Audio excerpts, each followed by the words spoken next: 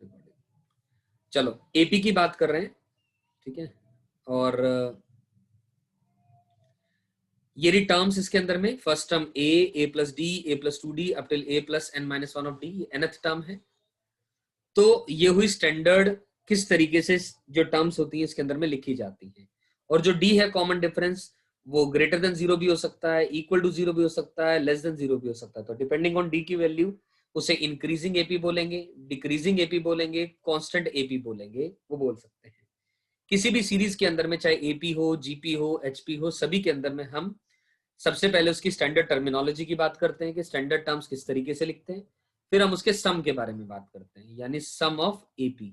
अब sum of AP का formula I am sure आप सब लोग जानते होंगे। सम ऑफ द एपी का फॉर्मूला होता है n/2 into 2a plus n minus का 1 ऑफ डी। बट प्लीज एक चीज बच्चे अधिकतर गलती करते हैं यहाँ पर, ए का मतलब ए नहीं होता है, ए का मतलब फर्स्ट टर्म होता है। ए का मतलब फर्स्ट टर्म होता है। एंड व्हेन आई से ए का मतलब ए नहीं, ए का मतलब फर्स्ट टर्म होता है, और एन का मतलब नंबर ऑफ टर्म्स होता है। एन का मतलब नंबर ऑफ टर्म्स होता है। इससे मैं क्या कहना चाह रहा हूं, इससे मैं कहना चाह रहा हूं आप लोगों को,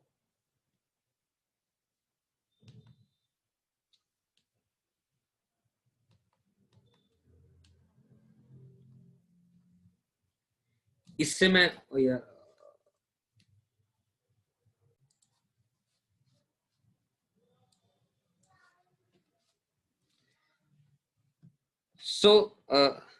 जब हम बात कर रहे हैं सम की, ठीक है ना, तो सम में हमने जब कहा n/2 times of 2a plus n minus 1 of D. अब मान लो कई बार 3 टर्म्स एपी में लेनी पड़ती है, 3 टर्म्स इन एपी, तो हम ना ए प्लस डी, ए प्लस 2d लेने की बजाय ए माइनस डी, ए प्लस डी, 3 टर्म्स इस तरीके से लेंगे। उस केस में फर्स्ट टर्म ये होगी, तो सम निकालने के लिए ए की जगह फर्स्ट टर्म आएगी। ये आपको ध्यान रखना है, मैं ये कहना चाह रहा था आपसे। मेरी बात समझ आ रही है शायद, राइट? तो एक तो ये बात, और n नंबर ऑफ टर्म्स है, उसमें कोई टेंशन नहीं है। अब एक बात और ध्यान रखिए, अगर 3 टर्म्स एपी में लेनी है वो मैं बता चुका हूं। 4 टर्म्स, अगर 4 टर्म्स इन एपी लेनी है, 4 टर्म्स इन एपी लेनी है, तो क्या करोगे अब आप? 4 टर्म्स एपी में लेनी है तो आप लिखेंगे a माइनस का 3d, a माइनस का d, a प्लस का d और a प्लस का 3d। ये 4 टर्म्स आ जाएंगी एपी के अंदर में, जिनका की डिफरेंस, कॉमन डिफरेंस 2d है, d नहीं है। ये ध्यान रखिएगा, यहां तो ध्यान रखने वाली बात है। ये कॉमन डिफरेंस क्या है यहाँ पर? 2d है, ठीक है। और अगर इसी तरीके से 5 टर्म्स को एपी में लेना है, 5 टर्म एपी में लेनी है, तो आप क्या लेंगे? a minus 2d, a minus D, a plus D और इसी तरह a प्लस 2d, ठीक है। और 6 टर्म्स लेनी है, उसी तरीके से आगे चलते चले जाएंगे। अब एक बहुत खास बात, बहुत खास बात, very important property related to the arithmetic progression. क्या? कि भैया अगर Sn यानी sum of the n terms अगर it is a quadratic function, it is a quadratic function of n, या फिर t base n is a linear function of n, it is a linear function of n, ठीक है। Then जो series है वो एक AP कहलाएगी, then वो सीरीज क्या कहलाएगी? एपी कहलाएगी। ध्यान से दीजिए, देखिए इस बात को, Sn क्या कहते हैं हम? n/2 into 2a plus n minus का 1 ऑफ डी। एक्चुअली में ये n का एक क्वाड्रेटिक फंक्शन बन जाएगा। कैसे? n into a plus n times of n minus का 1 इंटू d/2। ध्यान से देखिए, डिग्री n की 2 आ जाएगी, तो it can be written as a degree 2 function in n, s base n। और इसी तरह t बेस n क्या होता है? a plus n minus 1 of d, तो यानी it is a linear function in n। You getting my point? ठीक है, यहां तक बात अपने को समझ में आई है, ओके।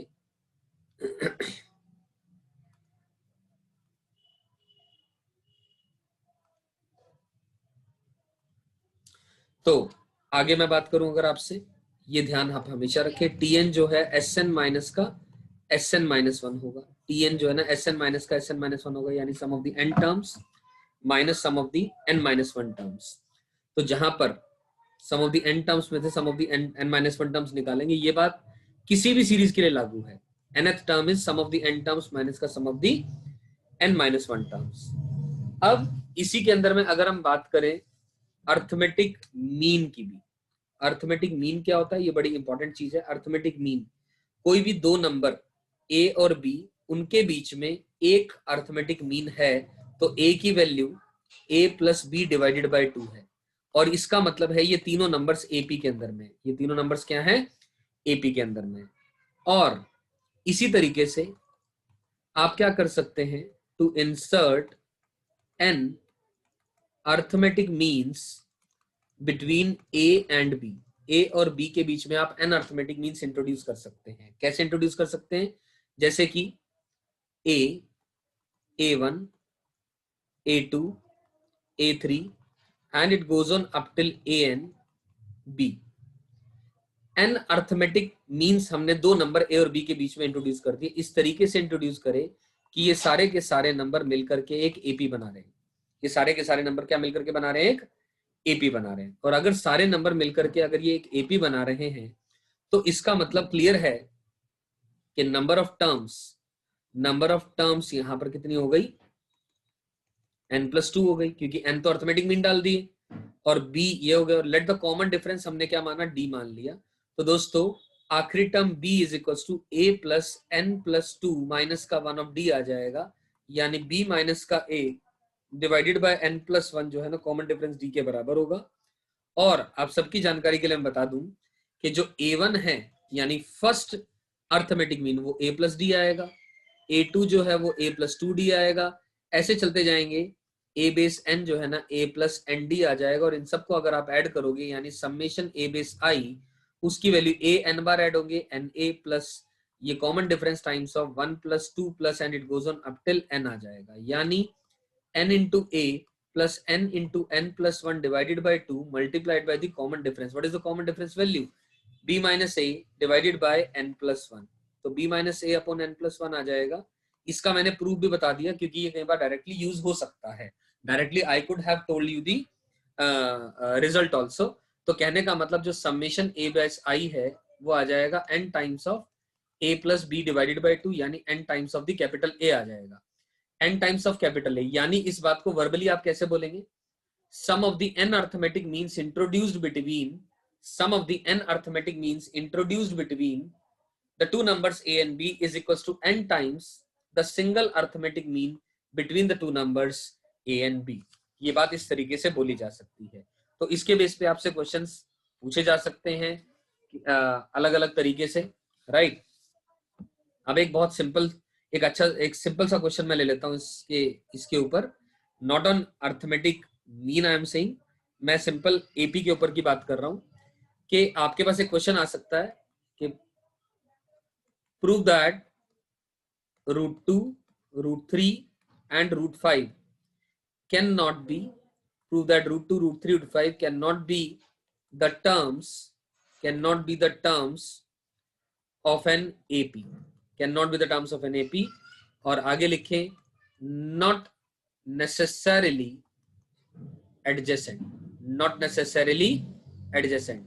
मैं आपसे ये कहना चाहता हूं सवाल के माध्यम से कि √2, √3, √5 ये तीनों कभी भी एक एपी की टर्म्स नहीं हो सकती। जरूरी नहीं है वो एडजेसेंट है, मैं कह रहा हूं किसी भी केस में नहीं हो सकती। कैसे इस बात को प्रूव किया जा सकता है, देखिए सोल्यूशन इसका मैं समझा दे रहा हूं आप लोगों को। इसका सोल्यूशन है कि भैया जो √2 है वो a प्लस पी माइनस का 1 ऑफ डी मान लिया, मैंने मान लिया pth टर्म मान लिया इसको, मैंने माना इसको pth टर्म मान लिया, इसको qth टर्म मान लिया, इसको rth टर्म मान लिया, फर्स्ट टर्म a मान ली, कॉमन डिफरेंस d मान लिया, तो ये आ जाएगा। इसी तरह √3 is equals to a plus q minus का 1 of the common difference d आ गया, और √5 is equals to a plus r minus का 1 of the common difference d आ गया। सही है।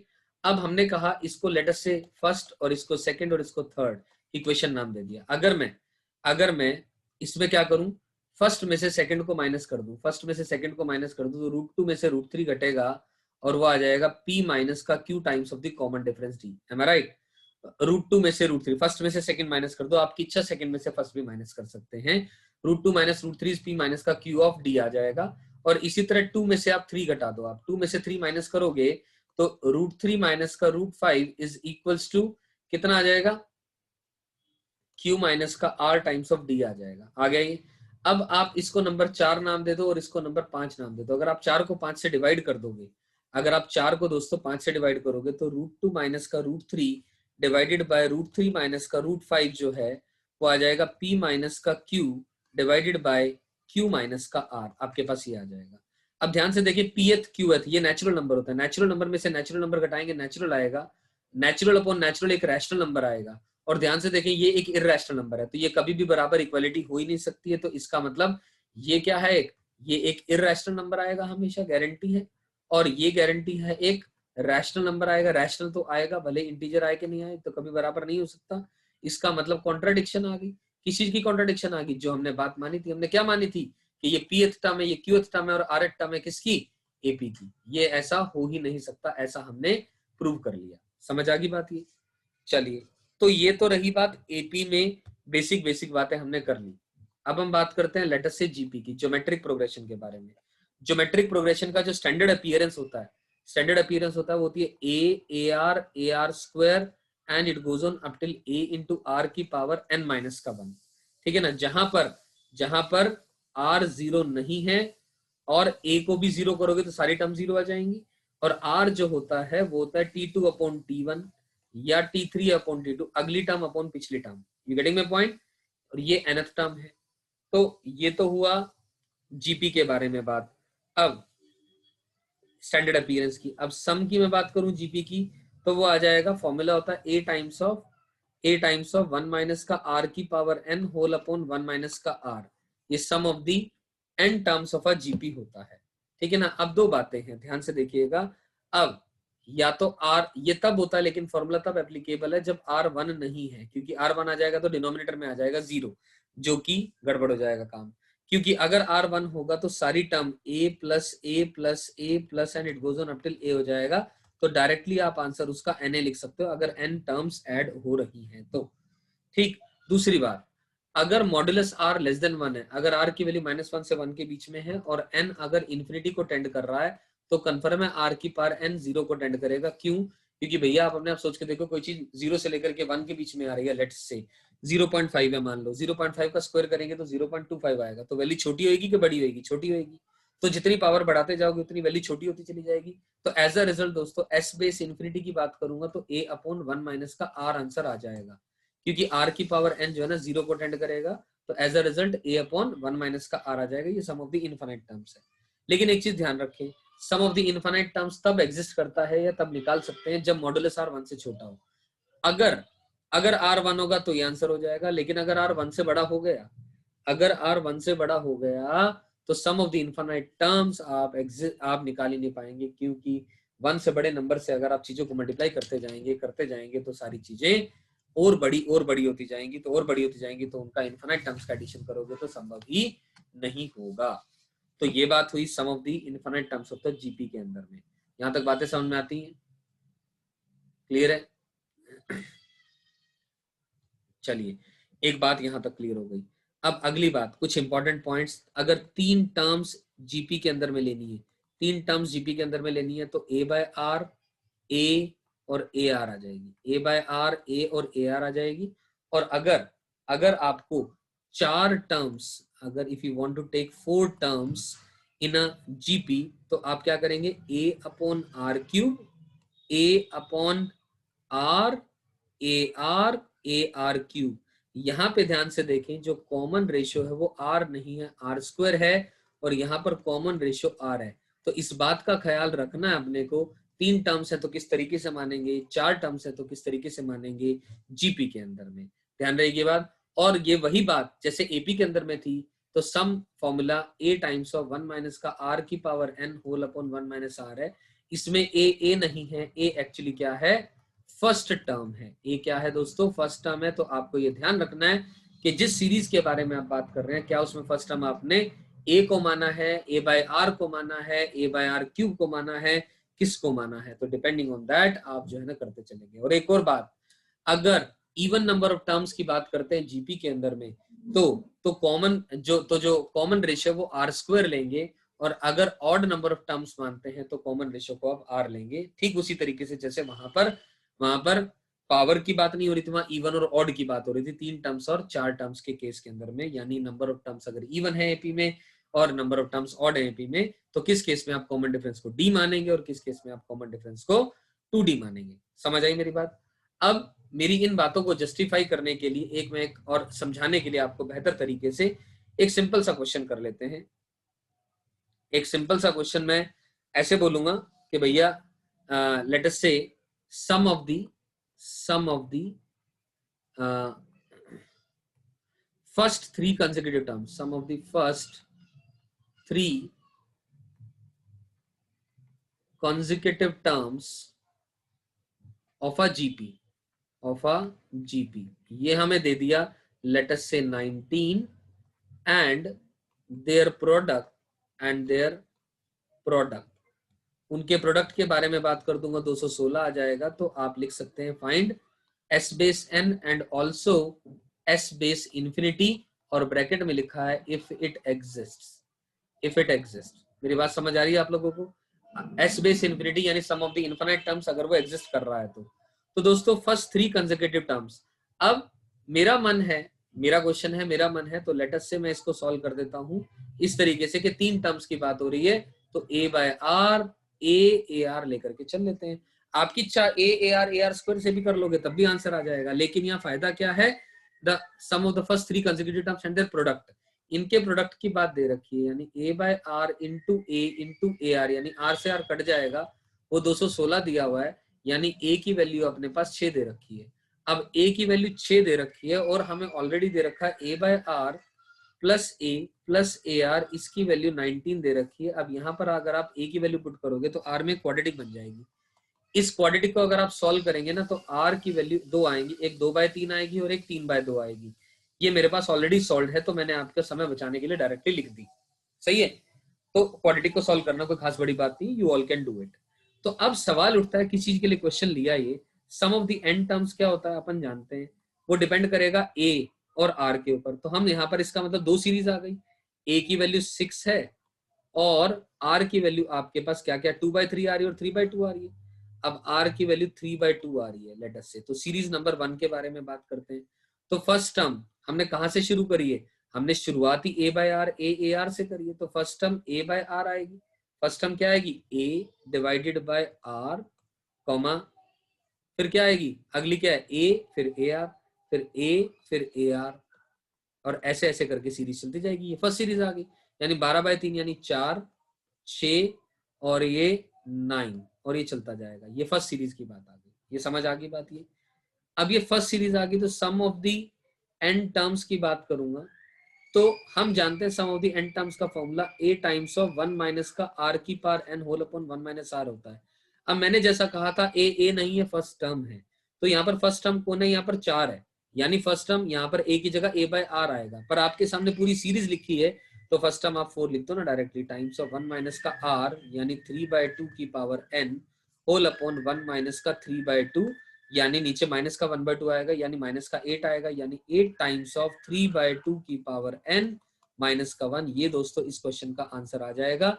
और इस केस में s base infinity does not exist आएगा, क्योंकि r की वैल्यू 3/2 है। ध्यान से देखें, टर्म्स बढ़ती जा रही है, तो आखिरी टर्म कितनी इनफिनाइट हो जाएगी, उन सबको ऐड करना ऑब्वियसली, ये सारी टर्म्स पॉजिटिव हैं और तो बहुत बड़ा नंबर हो जाएगा जो कि कैलकुलेट नहीं किया जा सकता, तो डज नॉट एग्जिस्ट हम लोग लिख देते हैं। क्लियर है? इसी तरीके से दोस्तों सीरीज नंबर 2 की मैं बात करूं तो फर्स्ट टर्म तो ए हमें ऑलरेडी पता है 6 है, ए 6 है और आर की वैल्यू अपन जानते हैं 2/3 है। अब आर की वैल्यू 2/3 है तो फर्स्ट टर्म हमने a बाय आर ली थी 6 अपॉन 2/3, फिर a ली थी, फिर a r ली थी, और ये चलती जा रही है, ऐसे चलेगा। तो 12 6 × 3 18, 18/2 यानी 9, फिर 6 फिर 4, यानी टर्म्स घट रही है, छोटी हो रही है, बढ़ तो नहीं रही है। इसका मतलब अगर मैं सम ऑफ द एन टर्म्स की मैं बात करूंगा, a फर्स्ट टर्म यहाँ पर अब a नहीं रहेगी, फर्स्ट टर्म 9 हो जाएगी, 1 माइनस का r कितना है 2/3 की power n whole upon 1 minus का 2/3, ये sum of the n terms का आंसर आ गया। लेकिन अगर हम sum of the infinite terms की बात करेंगे दोस्तों, तो अपन जानते हैं कि 2/3 की power n will be tending to 0, तो ये वाली टर्म 0 को टेंड कर गई, यानी ये किसके इक्वल आ गया 9/1 - 2/3 यानी 1/3, यानी आंसर आ गया दोस्तों 27, यानी 27 is the correct answer to this question. तो ये चीज मैं आप लोगों से समझाना चाह रहा था दोस्तों। काइंडली ऐसी गलती ना करें। बच्चे अक्सर सोचते हैं हमें सीक्वेंस एंड प्रोग्रेशन आता है, आसान चैप्टर है। मैं बिल्कुल नहीं कह रहा कि मुश्किल है, लेकिन मैं ये कह रहा हूं कि गलती करने के जो प्रोन गलतियां हैं, जो अधिकतर बच्चे गलती करते हैं, वो गलतियां मैं आप लोगों को बीच में बताता रहूंगा, ताकि आप वो गलतियां एटलीस्ट अभी के लिए ध्यान रहे, और फिर आगे भी इसे पढ़ेंगे तो ध्यान रहेगा और आप इन गलतियों को नहीं करेंगे। तो जो नंबर हमने गेन करने हैं वो एक्चुअली गेन करेंगे, खोएंगे नहीं पेपर के अंदर में, राइट। अब एक बात आप ध्यान रख लीजिएगा, बड़ी इंपॉर्टेंट बात बता रहा हूं, क्या कि अगर log A, log B, log C ये सारे के सारे AP के अंदर में है, तो इसका मतलब होता है ABC, ये सारे के सारे GP के अंदर में। ये आप नोट बना करके अपने पास रख सकते हैं। समझ आई बातें यहां तक? सही है। अगर ये GP की बात क्लियर है, तो GP के अंदर में सम की बात कर ली, उससे रिलेटेड कुछ क्वेश्चंस की बात कर ली। अब बात करेंगे हम ज्योमेट्रिक मीन से related. Geometric mean is again an extremely important topic in a similar manner as arithmetic mean was. तो geometric mean में हम बात करेंगे, अगर if A, B, C are three positive numbers in GP, तो then B is called as the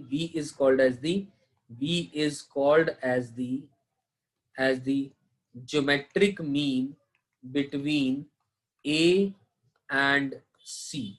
B geometric mean होगा A और C के बीच में, और दोस्तों B स्क्वायर जो है वो AC के इक्वल हो जाएगा। B स्क्वायर AC के इक्वल हो जाएगा। तो दोस्तों ध्यान रखिएगा कि 3 पॉजिटिव नंबर्स हैं, क्योंकि यहाँ पर हम नेगेटिव नंबर की बात बिल्कुल भी नहीं करेंगे, क्योंकि इन दोनों में से कोई नेगेटिव हो गया तो गड़बड़ हो जाएगा मामला।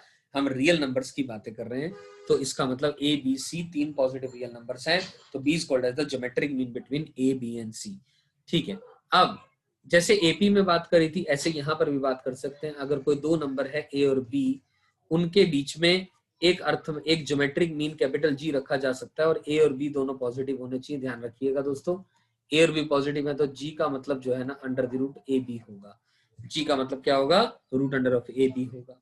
अगर A, G, B तीनों मिलकर के एक ज्योमेट्रिक प्रोग्रेशन बना रहे हैं, GP बना रहे हैं, तो G will be called as the geometric mean between the two numbers A and B, right. अब इसी तरीके से हम लोग क्या कर सकते हैं, वी कैन इंट्रोड्यूस और insert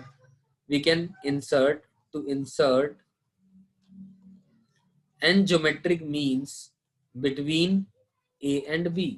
A और B के बीच में n ज्योमेट्रिक मीन्स इंसर्ट किए जा सकते हैं, यानी A, G1, G2 up till Gn and B, ये सारे के सारे नंबर्स किसमें होंगे? ये सारे के सारे नंबर्स किसमें होंगे? ज्योमेट्रिक प्रोग्रेशन के अंदर में होंगे। नंबर ऑफ टर्म्स n+2 होंगी, कॉमन रेशियो r होगा। ये बात समझ आ रही है मेरी? ठीक है। तो क्या करा जा सकता है? अब मैं आप सबसे ये कहना चाह रहा हूँ, ठीक इसी तरीके से जैसे AP में बात करी थी, ऐसे यहाँ पर भी बात की जा सकती है। कॉमन रेशियो r मान करके G1 को बात करूंगा AR आएगा, G2 की बात करूंगा AR² आएगा, एंड इट गोज ऑन। बात करता रहूंगा G बेस n की वैल्यू की बात करूंगा, AR की पावर n आ जाएगा। इन सबको आप मल्टीप्लाई करेंगे दोस्तों, तो यहाँ पर पाई ऑफ G बेस I यानी G1, G2 and it goes on up till G base n, इसकी वैल्यू आ जाएगी रूट AB की पावर n, यानी कैपिटल G की पावर n। क्योंकि ये यहां से अगर हम बात करें तो G जो है वो capital root under of AB होता है। यानी जैसे A अर्थमेटिक मीन में बात करी थी, ऐसे यहां भी बात कर सकते हैं। Product of the n geometric means introduce between the numbers A and B is equals to the nth power of the single geometric mean between the two numbers A and B। और आप सबकी जानकारी के लिए बता दूं दोस्तों कि ये ज्योमेट्रिक मीन जो एप्लीकेबल बात निकालना होता है, ये सब केवल और केवल पॉजिटिव नंबर्स के लिए ही अलाउड होता है, राइट। यहां तक समझ में आती है बात? सही है।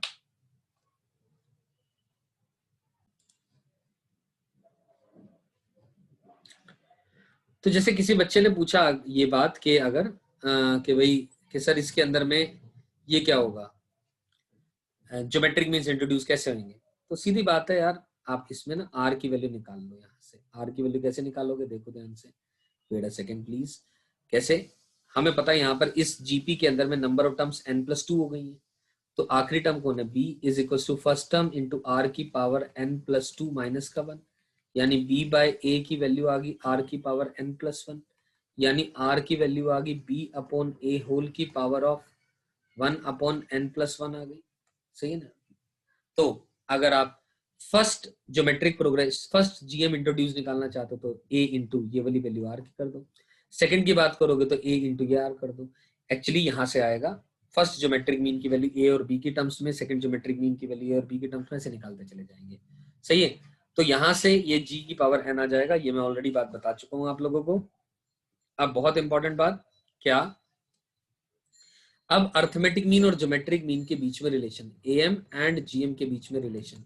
तो मैं आप सबकी जानकारी के लिए बता दूं कि arithmetic mean is always greater than equal to geometric mean and equality holds true, and equality holds true if when the numbers are equal, when the numbers are equal.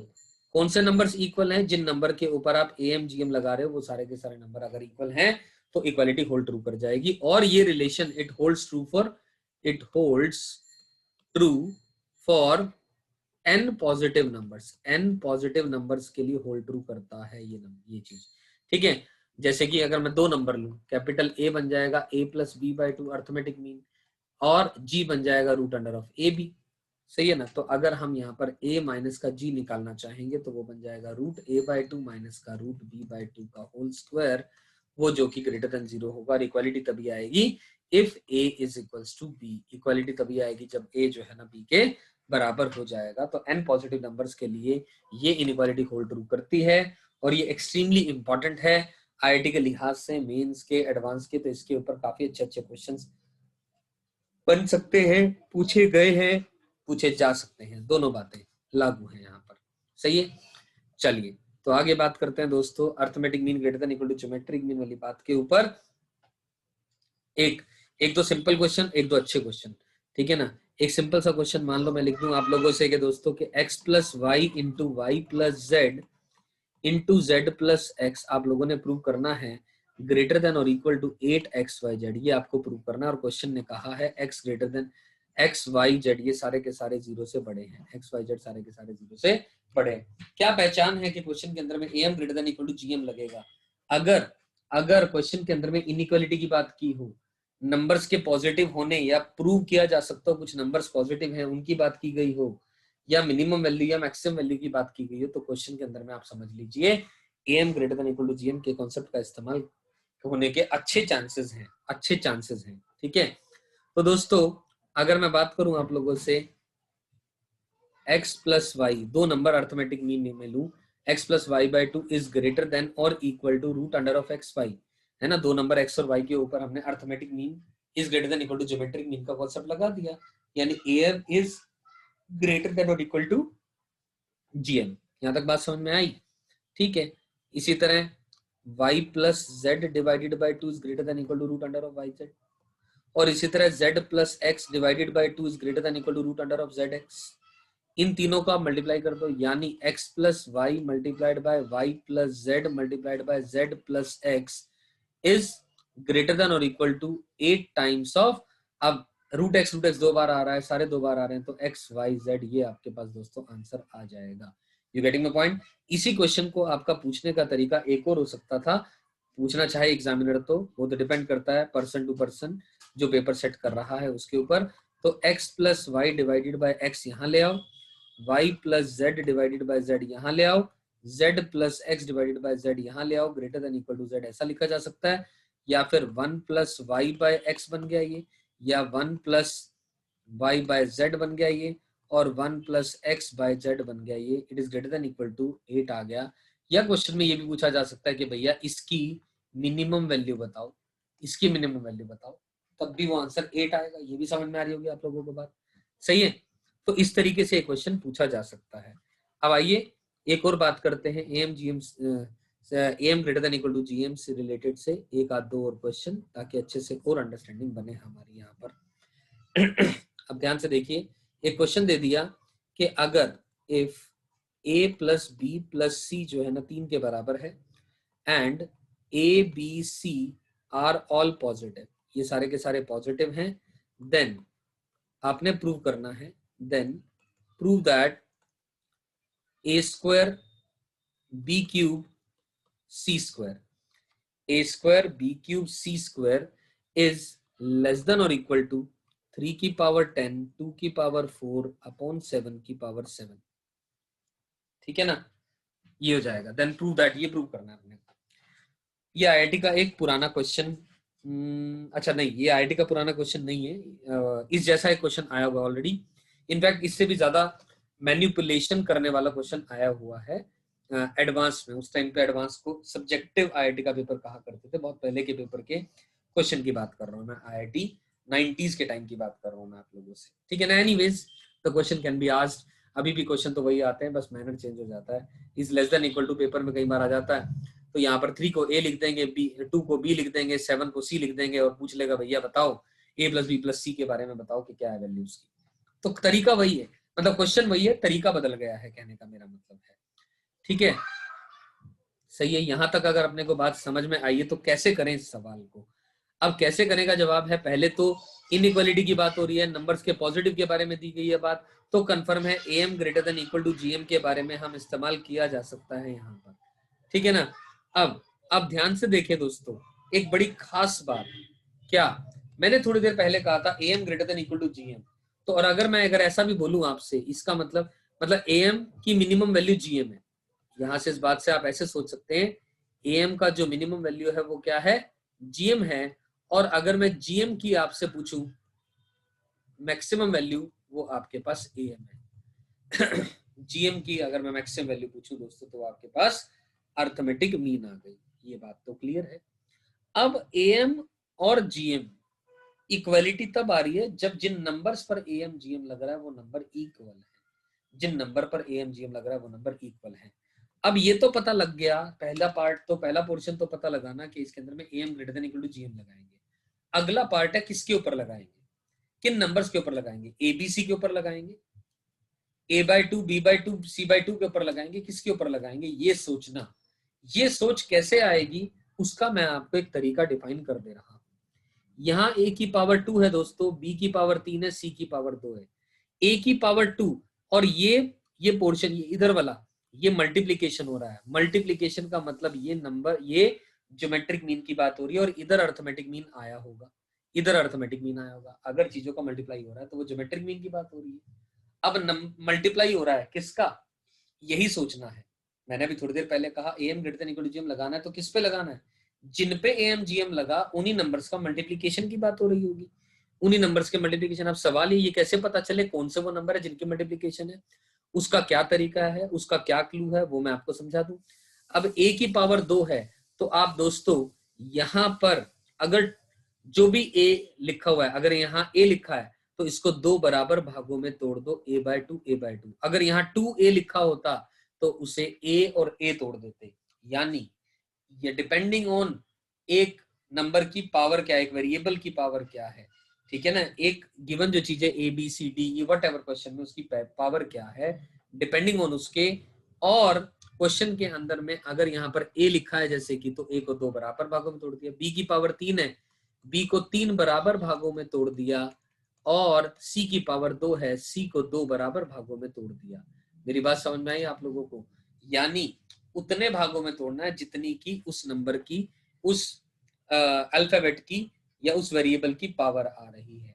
लेकिन अगर यहाँ 2a होता तो a और a में टूटता, मतलब एक टर्म को 2 बराबर भागों में तोड़ना है। बराबर की बात क्यों कर रहे हैं, क्योंकि am gm जिन पे लगता है बराबरी होती है तभी इक्वालिटी की बात आती है, और यहाँ पर हम लेस देन इक्वल टू की बात कर रहे हैं ऑलरेडी। ठीक है, तो अब इन नंबर्स पर आप am gm लगाएंगे, तो यानी a/2 plus a/2 plus 3 times of b/3 plus 2 times of c/2, ये arithmetic mean whole divided by 2 और 3 5 और 2 7, ये आ जाएगा अर्थमेटिक मीन। हाँ या ना दोस्तों, ये अर्थमेटिक मीन आ गया। और ज्योमेट्रिक मीन की भी बात कर लेते हैं। तो अगर हम आगे बात करें कि हमने लगाना है यहाँ पर am greater than equal to gm, तो दोस्तों am तो आ चुका आपके पास, अब a/2 प्लस a/2, ये a है, ये b है, ये c है, a plus b plus c already पता 3/7 है, ठीक है ना। तो 3/7 is greater than equal to geometric mean. अब ज्योमेट्रिक मीन कितने नंबर्स की बात हो रही है, 7 नंबर की, तो इसका मतलब यहाँ पर क्या बात करोगे, a/2 into a/2 into b/3 into b/3 into b/3 into c/2 into c/2 whole की पावर अब क्या लिखेंगे, 1/7 लिखेंगे। पता कि नहीं पता geometric mean of n numbers का क्या होगा, a1 a2 and it goes on up till an, ये सारे पॉसिबल होने चाहिए, होल की पावर 1/n आना चाहिए, होल की पावर 1/n आना चाहिए। तो arithmetic mean greater than equal to geometric mean आ गया दोस्तों। तो यहां से आपको ध्यान से देखिए, a की पावर 2 आएगा, b की पावर 3 आएगा, c की पावर 2 आएगा, लेस देन और इक्वल टू ये क्या आ जाएगा, 3 की पावर 7, नीचे भी 7 की पावर 7 आएगा, 3 की पावर 7, 7 की पावर 7, और फिर क्या आ जाएगा, यहां से 2 की पावर 4 ऊपर चला जाएगा, सही है ना, और यहां से 3 की पावर 3 भी आ जाएगा यहाँ पर, यानी लेस देन इक्वल टू 2 की पावर 4, 3 की पावर 10 अपॉन 7 की पावर 7। यहां तक बात समझ में आती है, 3 पावर 10, 2 पावर 4, 7 पावर 7, ये बात अपने पास प्रूव हो जाती है, hence prove, hence this thing is prove to us, am greater than equal to gm के अंदर में इस तरीके से। और अगर आपसे ये पूछा भी जाए, ये भी पूछने में पूछा जा सकता है कि बताइए a b c की क्या वैल्यूज है, वैल्यूज बताओ such that a square b cube c square is maximum, या ये अपनी मैक्सिमम वैल्यू लेता है। हम जानते हैं कि भैया a square b cube c square जो लिखा है, a square b cube c square जो लिखा है, इसकी जो मैक्सिमम वैल्यू है, इट इज लेस देन और इक्वल टू, ये इसकी मैक्सिमम वैल्यू जो है ये लेस देन इक्वल टू लिखा हुआ है ना, क्वेश्चन में हमने ऑलरेडी दे दिया आपने को कि ये quantity less than equal to है, तो मतलब ज्यादा से ज्यादा इक्वालिटी की बात हो रही है, ज्यादा से ज्यादा इक्वालिटी की बात हो रही है, तो मतलब a square b cube c square की जो मैक्सिमम वैल्यू है वो क्या आ जाएगी, इसकी मैक्सिमम वैल्यू आ जाएगी 3 की पावर 10, 2 की पावर 4 अपॉन 7 की पावर 7। अब मेरा मानना है या मेरा जानना है, at what value of ABC, at what value of ABC, मतलब एबीसी अपनी क्या वैल्यू ले रहा है जिस पर ए square b cube c square अपनी मैक्सिमम वैल्यू ले रहा है, ठीक है ना। तो उसका आंसर क्या देगा, जिन नंबर्स पर आपने एम जीएम लगाया वो नंबर इक्वल होने चाहिए। कौन से नंबर है वो, कौन से नंबर है दोस्तों, वो a/2 a/2 b/3 b/3 b/3 c/2 c/2, तो यानी ये सारे बराबर होने चाहिए, ये सारे बराबर होने चाहिए। तो इसका मतलब है a/2 is equal to b/3 is equal to c/2 is equal to some k, ठीक है ना। तो a की वैल्यू 2k आ गई, b की वैल्यू 3k आ गई, अब c की वैल्यू 2k आ गई, यहां तक लिख सकते हैं हम लोग। और हम जानते हैं a प्लस बी प्लस सी 3 है, a प्लस बी प्लस सी की वैल्यू कितनी है, 3 है। अब 2 और 2 4 और 3 7, यानी 7k की वैल्यू 3 आ गई, यानी k की वैल्यू 3 डिवाइडेड बाय 7 आ गई। अब k की वैल्यू 3/7 आई, तो यानी a की वैल्यू 6/7, b की वैल्यू 9/7, c की वैल्यू 6/7। और यहां तक अपने को सारी चीजें am greater than equal to gm से रिलेटेड सारी समझ में आ गई होंगी, including the application part of it.